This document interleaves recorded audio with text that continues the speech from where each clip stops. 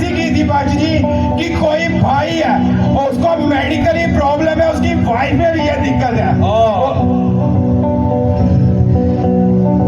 तब सुनो, इस गवाही को ध्यान से सुनना। हाँ, गवाही बोलो।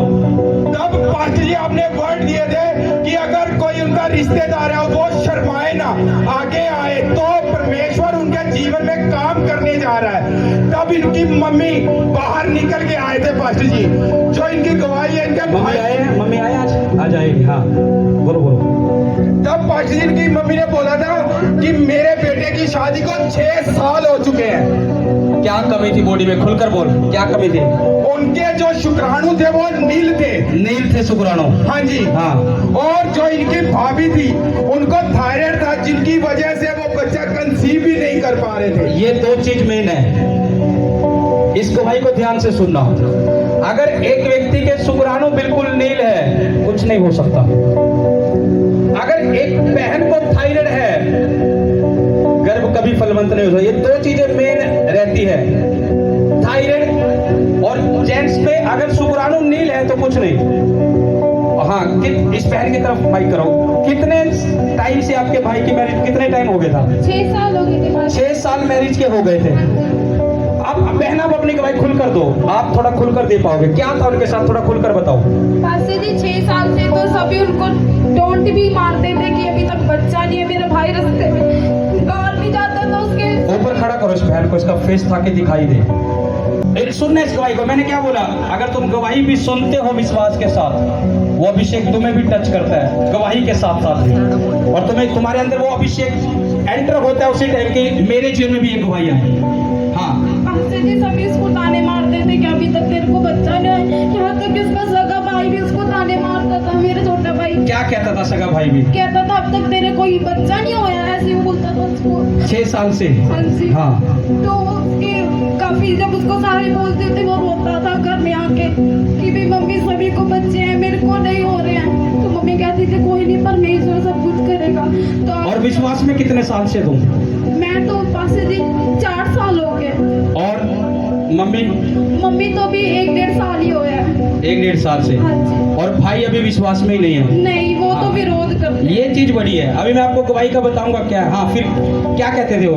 पास्टर जी वो कहते थे कि उसको, बल्कि हम कहते भी थे कि चर्च चले। वो कहता था कि मैं नहीं जाऊंगा, मैं मर जाऊंगा, मैं नहीं जाऊंगा कभी भी चर्च में। बल्कि मम्मी को भी टोंट मारता था, अब तक क्या हो रहा है हमारे घर में, इतने समय से तू भी मसीह में और ये भी मसीह में है।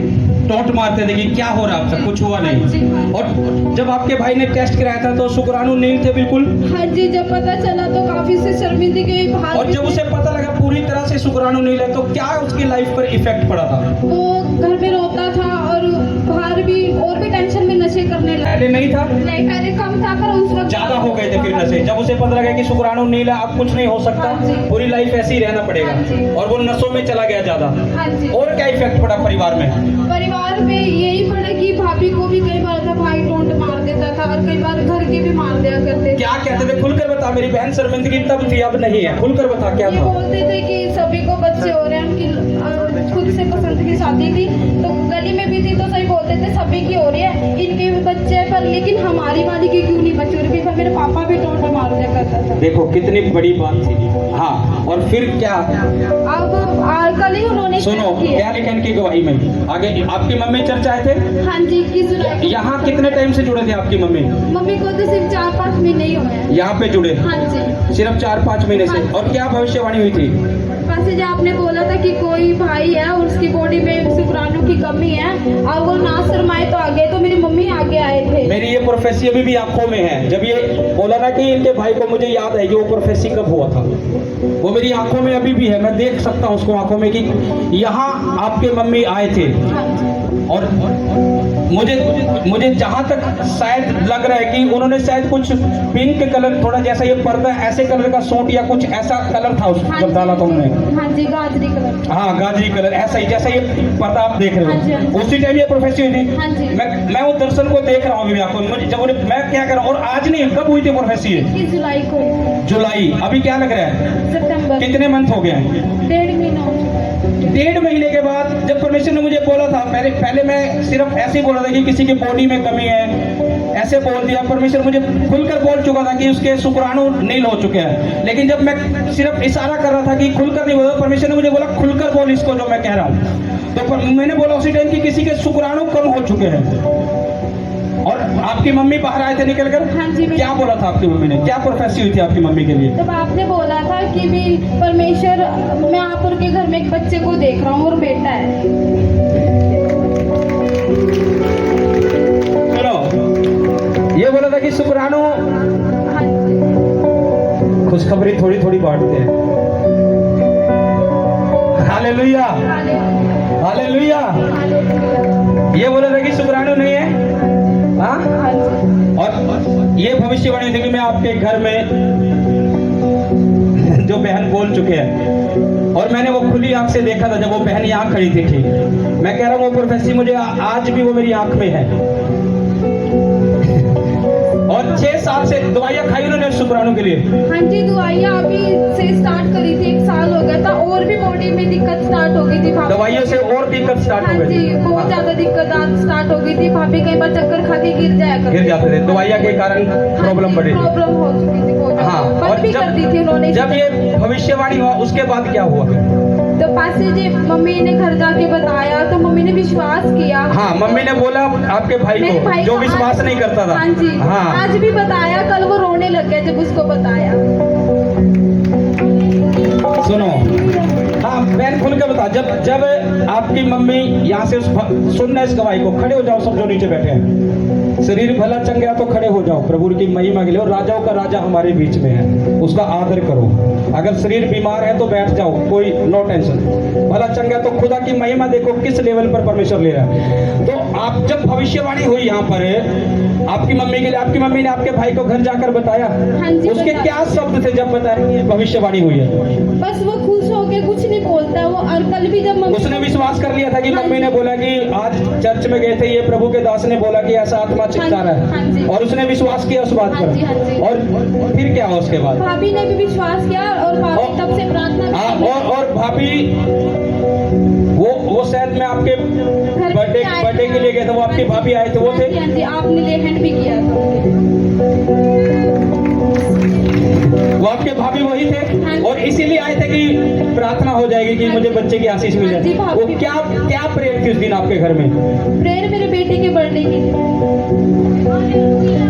नहीं समझे? क्या प्रेयर थी उस दिन? मेरे बेटे के बर्थडे की। और भाभी क्यों आए थे? बच्चे की आशीष के लिए लेके आए थे।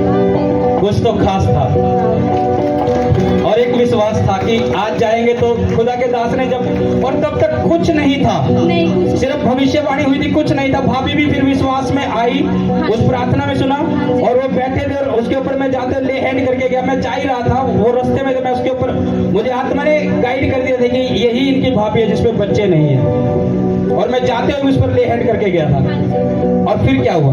और तब पासी जी तब से भाभी का और विश्वास बढ़ा, और अब तो अनॉइंटिंग ऑयल आप भी लगाते हैं, और बल्कि अब पूजा पाठ जैसे मेरे भाई करते हैं वो बिल्कुल। और जब अब चेक कब किया उन्होंने? कल ही चेक किया है।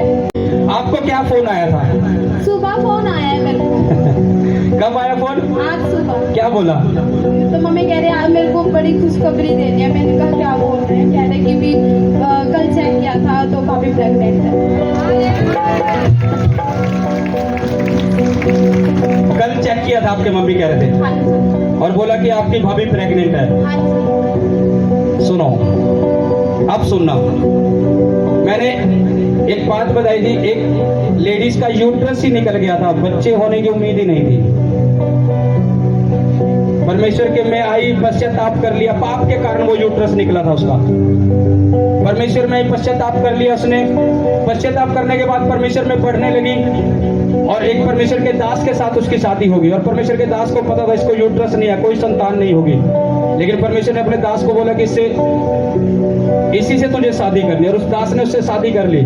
और वो लेडीज बोल रही कि मुझे संतान नहीं होगी तो मुझसे शादी करे। उसने बोला परमेश्वर की इच्छा यही है कि मैं तुझसे शादी करूं, चाहे तुझे कुछ दे या ना दे। उसने शादी की और प्रार्थना शुरू करनी, अपनी वाइफ के लिए बोलना शुरू किया कि ये यूट्रस नया आए, यूट्रस नया आए। और थोड़े टाइम बाद पता लगता है उस सेवक को भी कि उसकी वो वाइफ जिसे यूट्रस ही नहीं था प्रेग्नेंट है।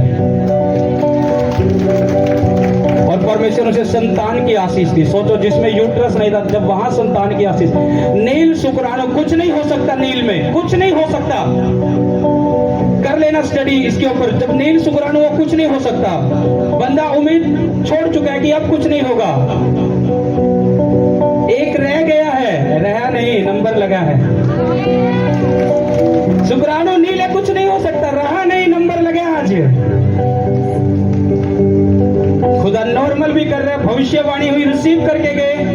1.5 महीने बाद चेक करा, फोन आया आज ही को कि तेरी भाभी प्रेग्नेंट है। हाथों को उठाओ, ऊंची आवाज से बोलो, thank you Jesus, thank you Jesus. इन सारी महिमा का सब आदर के योग्य आप है परमेश्वर। यहाँ बातें मैं हवा में नहीं छोड़ता, मेरी वो आदत नहीं है मैं बोलता जाऊं। मुझे पता है परमेश्वर यहाँ क्या कह रहा है। वो तुम्हारे ऊपर डिपेंड है कि तुम शर्मा रहे हो, निकल रहे हो या नहीं निकल रहे हो, लेकिन मुझे पता है खुदा क्या कह रहा है। 6 साल से बाट जो रहे, दवाइयां खाली, सब काम कर लिए, कुछ नहीं। आज गुड न्यूज मिली। ये तो शुरुआत है अभिषेक की मीटिंग की। सुनो, ये मीटिंग रेगुलर जो महीने की लास्ट वीक में बड़ी मीटिंग करते हैं, तब तक हम अभिषेक की मीटिंग करेंगे। और ये अभिषेक देखना कैसे तुम्हारे रास्ते खोलता जाएगा।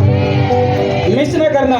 एक रविवार हो गया, शायद 2 और रह गए, दूसरे तो रविवार बड़ी मीटिंग होगी, नेक्स्ट रविवार और बुधवार मिस ना करना। परमेश्वर ने मुझे बोला कि मेरे लोगों के लिए प्रार्थना करके अभिषेक से भरे। तुम मीटिंग को अटेंड करोगे, अभिषेक से भरते जाओगे।